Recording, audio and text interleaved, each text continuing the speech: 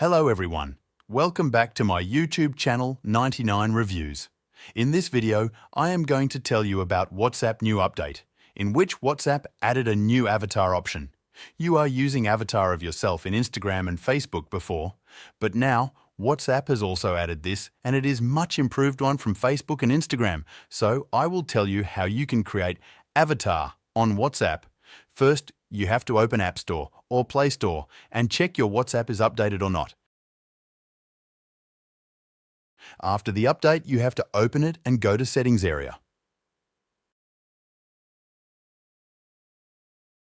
Now here you can see the avatar option. Tap to open it. Then click on Create New Avatar.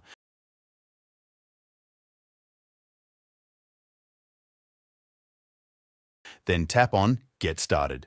After tapping on Get Started, WhatsApp will ask for your photo to create an avatar. Provide your photo and then select the skin tone, or you can say it color. After doing all this, you only have to wait for 1 to 2 minutes. And here you can see the avatar of your picture is ready and it is same as your face.